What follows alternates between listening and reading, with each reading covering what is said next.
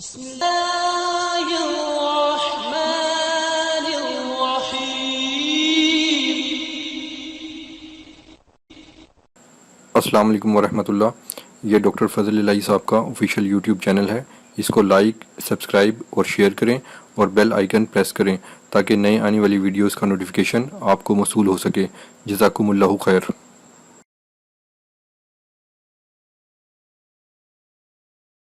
الحمد لله وكفى على عباده الذين اصطفى.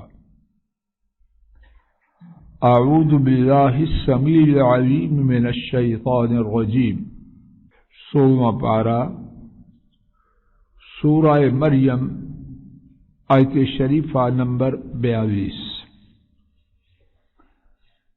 اس آیت کریمہ میں رب العالمین ہی جانتے ہیں کیا کچھ خزانے ہیں. ان خزانوں میں سے ایک قطرہ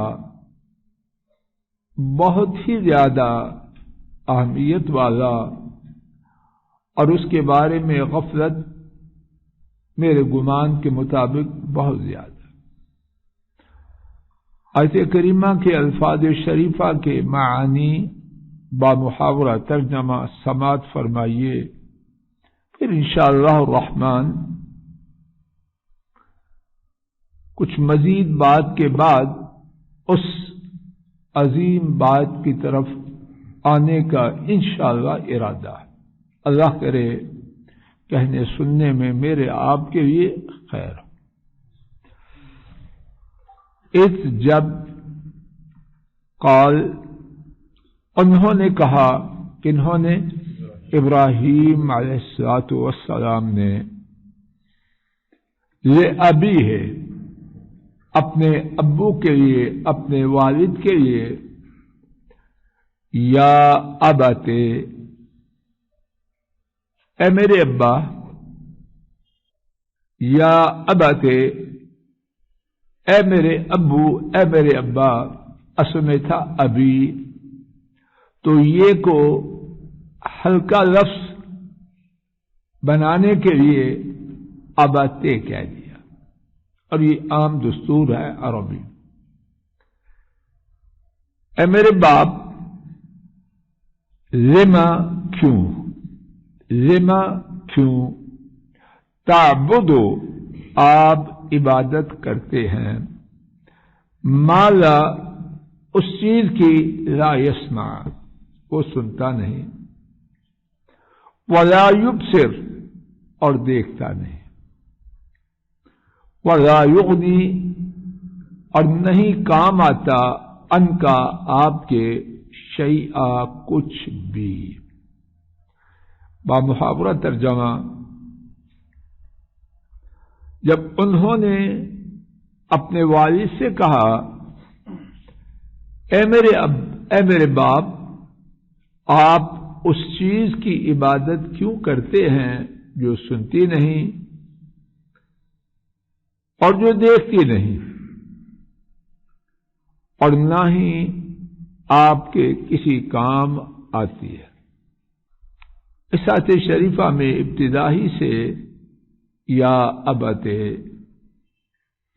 اے میرے باپ دعوت دیتے ہوئے، پنجابی میں روڑا پتھر نہیں مارنا چاہیے، اسے دعوت دینی ہے، اس کو قریب کرنا ہے. دکاندار، پراپرٹی ڈیلر سودا دینا چاہتا ہے تو اوڑ کر کے ابتدا کرتا ہے، کہاں کہاں سے ڈھونڈ کے ایسا لفظ نکالتا ہے کہ اس کے ذہن میں بات اتر. وہ لفظ تو اس کا مقصد نہیں، وہ تو اپنا دیہڑی دار ہے، لاکھوں کا ہے، کروڑوں کا ہے یا سینکڑوں کا ہے، اس کے لفظوں سے کیا؟ اس کا مقصد تو یہ ہے اس کی جیب میں یا اس کے بیلنس میں جو ہے وہ ٹرانسفر ہو جائے. تو کہاں کہاں سے لفظ آتا ہے، کیا مقصد؟ یہ بات میرے اور آپ کے سمجھنے کے لیے ہے. میں آپ اپنی اولاد کو، اپنے گھر والوں کو، اپنے پوتوں کو کسی بات کے قریب کرنا چاہتے ہیں یا دور کرنا چاہتے ہیں؟ تو جب پہلے سے پتھر مارا تو جتنا قریب ہے وہ بھی دور ہو جائے گا. نہ، ایسا نہ کریے. میرے خیال میں، ہو سکتا ہے میرے خیال سے مثلا غلطی ہو، لیکن جو سمجھتا ہوں، دیندار لوگ جب بے دینی کی بات دیکھتے ہیں ان کو غصہ آ جاتا ہے. شیطان کا کاروبار چالو ہوتا ہے. اگر میرا پوتا، میرا نواسا میرے غصے کی وجہ سے دین سے آزاد نہ کرے، کسی کی اولاد دور نہ ہو، 1 فٹ دور تھا، میرے غصے کی وجہ سے 2 فٹ ہو گیا، تو میرا غصہ شیطان کی خواہش کو پورا کرنے والا ہوا یا رحمان کی؟ کیا فائدہ؟ ہوتا کیا ہے، یہ بات ہے دینداروں کی. ہو سکتا ہے غلطی ہو میری بات ڈاکٹر عامر صاحب، لیکن میرا خیال ہے ہم غصے میں آپے سے باہر ہو جاتے ہیں.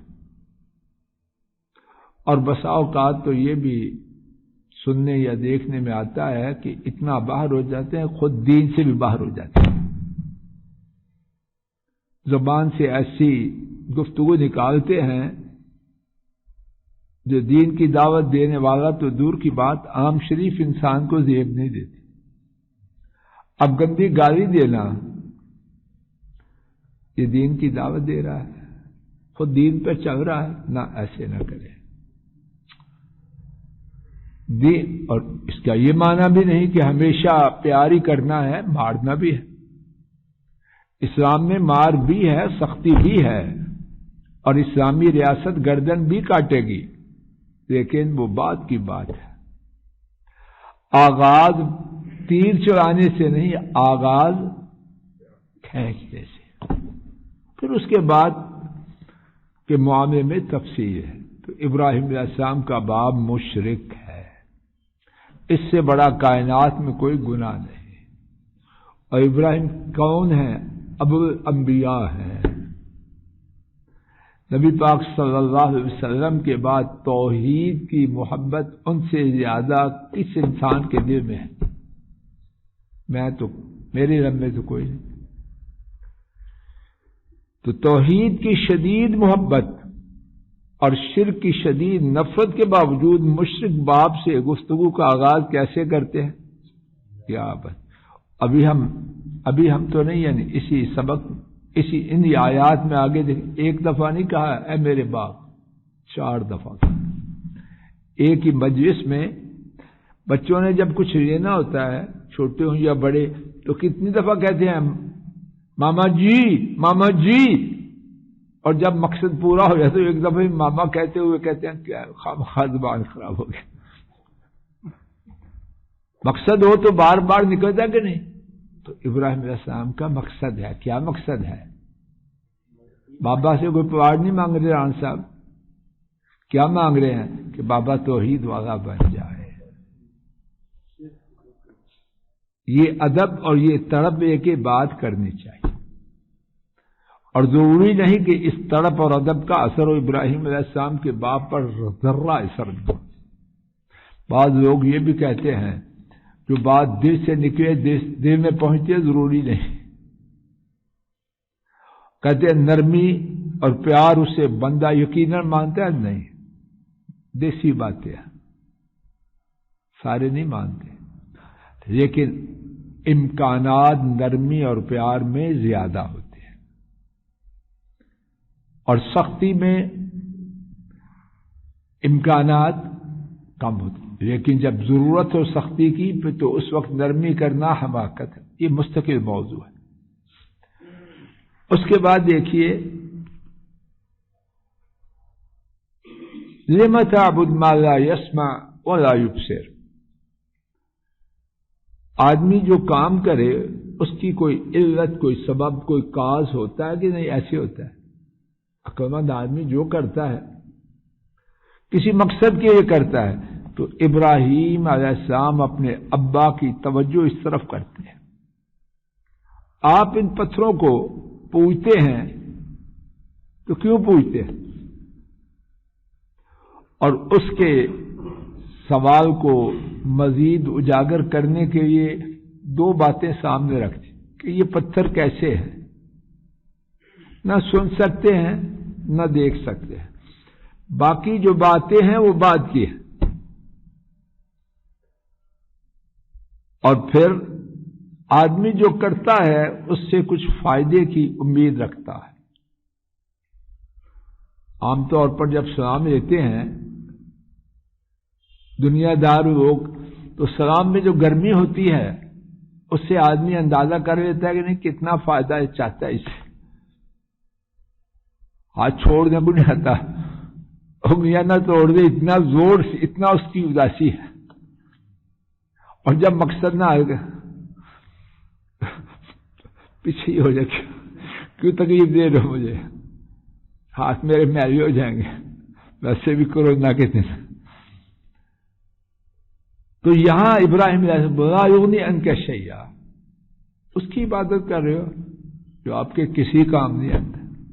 کیسا انداز ہے سمجھانے. ادب کام کرنے کی علت اور کام کرنے کا فائدہ تینوں باتیں اجاگر ہیں کہ نہیں. یہاں جو بات میرے خیال میں نہایت ہی ضروری ہے اور ہمیشہ یاد رکھنے کی ہے ماں باپ کا ادب لازم ہے. اللہ پاک نے اپنے شکر کے ساتھ کن کے شکر کو جوڑا؟ اللہ اکبر. عجیب چیز بھائی صاحب عجیب چیز ہے. انشکر لی ولوالدیک شکر کر میرا اور اپنے والدین کا. اللہ ہمیں معاف کر دے. جن کے فوت ہو چکے ہیں وہ تو پرچہ لیا گیا معافی کے سوا اور کچھ نہیں لیکن جن کے زندہ ہیں ان کے یہ موقع ہے. تو ایک طرف والدین کا ادب ہے اور ایک طرف جہنم کی آگ سے والدین کو بلانے کی کوشش کرنا ہے. تو کیا کریں؟ جہنم کی آگ سے بچانا کیسے؟ ہر نیکی کہاں لے جاتی ہے؟ جنت کے قریب کرتی ہے. اور ہر برائی توحید جنت کی طرف لے جاتی ہے، شرک جہنم کی طرف لے جاتی ہے. سنت جنت کی طرف لے جاتی ہے، بدعت جہنم کی طرف لے جاتی ہے. اللہ نہ کرے اور جن کے یہ ہے اللہ ان کی مصیبت دور کرے. والدین اگر شرک پر ہے تو کہاں جا رہے ہیں؟ جہنم کی طرف. اللہ کسی کے والدین اور نہ وہ خود جہنم میں جائے توحید والا بن کے سب جنت میں جائے. اب ماں باپ کا ادب ہے ان سے اف بھی نہیں کہنا اور ان کے لیے آج ہی سے کندھے جھکانے ہیں. ان کے بارے میں کوئی ایک ادب تو نہیں. والد کی رضا میں اللہ کی رضا ہے اور ماں کے قدموں میں جنت ہے. کوئی ایک بات ہے ماں باپ کی. ایک طرف اتنا ادب اور ایک طرف وہ جہنم کی طرف جا رہا ہے. ایک یا دونوں ہی تو کیا کرے؟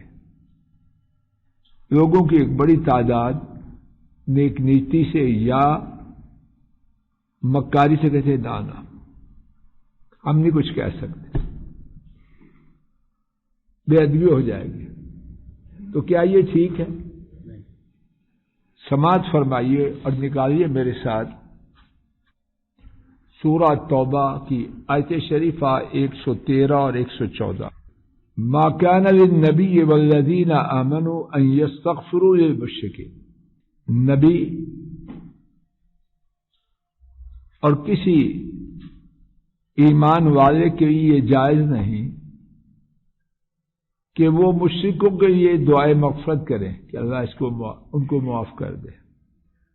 وَلَوْ كَانُوا أُولِي قُرْبَىٰ اگرچہ وہ ان کے قرابت دار ہوں رشتہ دار. اور سب سے بڑا قرابت دار کون ہے؟ ماں اور باپ. باقی سب بات شروع ہوتی ہے اماں سے پھر اس کے بعد ابو پھر بعد میں. ان کے لیے واضح ہو گیا انہم اصحاب جہیم کہ وہ جہنمی ہے.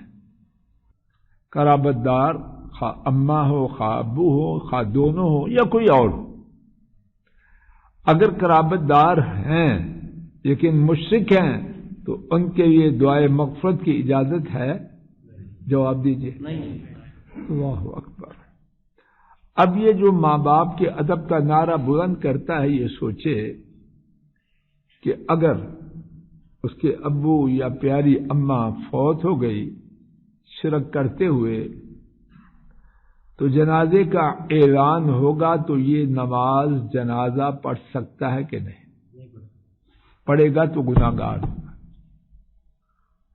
نہ پڑھنے کی اجازت ہے نہ پڑھانے کی اجازت، تو بیٹا کیا کرے گا؟ تو اس دن کے افسوس سے کیا بہت زیادہ ضروری اور اچھا نہیں کہ ان کی زندگی میں کوشش کرے؟ شاید اللہ پاک اس کی آواز میں برکت ڈال دے۔ ہمارا ایمان ہے کائنات کی مخلوق میں سب سے زیادہ ادب والے ہمارے نبی پاک صلی اللہ علیہ وسلم کے بعد میرا گمان ہے ابراہیم علیہ السلام، اور ان سے اوپر کون ہے؟ ہمارے نبی پاک صلی اللہ علیہ وسلم۔ یہ بات تو ہم ابراہیم علیہ السلام کی سن چکے۔ آئیے نبی پاک صلی اللہ علیہ وسلم کی سیرت طیبہ سے 3 مثالیں ایک ایک کر کے سماعت فرمائیے۔ امام بخاری رحمہ اللہ نے حضرت ابو ہریرہ رضی اللہ تعالی عنہ سے روایت کیا، رسول کریم صلی اللہ علیہ وسلم پر آیت کریمہ نازل ہوئی، وَأَنذِرْ عَشِيرَتَكَ الْأَقْرَبِينَ، اپنے قرابت دار کنبے کے لوگوں کو ڈرائیے۔ تو کیا ہوا؟ ابو ہریرہ رضی اللہ تعالی عنہ بیان کرتے ہیں، رسول کریم صلی اللہ علیہ وسلم کھڑے ہوئے اور فرمایا، یا معشر قریش، اے قریش کے گروہ، پھر چلتے گئے۔ پھر آپ نے فرمایا، یا عباس بن عبد المطلب لا اغنی عنک من اللہ شیئا، اے عبد المطلب کے بیٹے عباس۔ عبد المطلب کون ہے؟ حضرت صلی اللہ علیہ وسلم کے دادا محترم۔ اور عباس کون ہیں؟ ان کے بیٹے۔ تو ان کا نام پکار کے فرمایا، اے عبد المطلب کے صاحبزادے عباس، میں اللہ کے روبرو آپ کے کسی کام نہیں آؤں گا۔ کیا مطلب؟ بات واضح ہے یا نہیں؟ اللہ والے بن جائیے، توحید کی راہ پہ آ جائیے۔ میں اگرچہ اللہ کا رسول ہوں صلی اللہ علیہ وسلم، لیکن اگر آپ اللہ والے نہ بنے تو میں محمد صلی اللہ علیہ وسلم آپ کے کسی کام نہ آؤں گا۔ اور سن لیجیے، امام ترمذی نے حضرت ابو ہریرہ رضی اللہ عنہ سے روایت کیا، رسول کریم صلی اللہ علیہ وسلم نے خود فرمایا، عباس اللہ کے رسول صلی اللہ علیہ وسلم کا چچا ہے۔ بے شک، اب آپ جی توجہ کرو بیٹا، بے شک عبداللہ جی، بے شک آدمی کا چچا اس کے باپ کی مثل ہوتا ہے۔ یہ ہے ہمارا دین، قرابت داری کو جوڑنے والا۔ یہ توڑنے والی جو رسمیں ہیں اسلام کے برعکس ہے۔ کہاں سے آئی ہیں؟ یہ لمبا قصہ ہے۔ دین کو چھوڑا تو خرابی آئے گی۔ تو پھر سن لیجیے، عباس اللہ کے رسول صلی اللہ علیہ وسلم کا چچا ہے، اور بے شک آدمی کا چچا اس کے باپ کی مثل ہوتا ہے۔ تو نبی پاک صلی اللہ علیہ وسلم اپنے چچے کو دین کی دعوت دے رہے ہیں کہ نہیں؟ اسی حدیث سے کل کی گفتگو کا اللہ کی توفیق سے آغاز کریں گے۔ اللہ تعالیٰ کہنے سننے کی غلطی کو معاف فرمائے، اور جو ٹھیک بات ان کی توفیق سے عرض کی گئی اللہ تعالیٰ اس کو قبول فرمائے، اس کو قبول فرمائے۔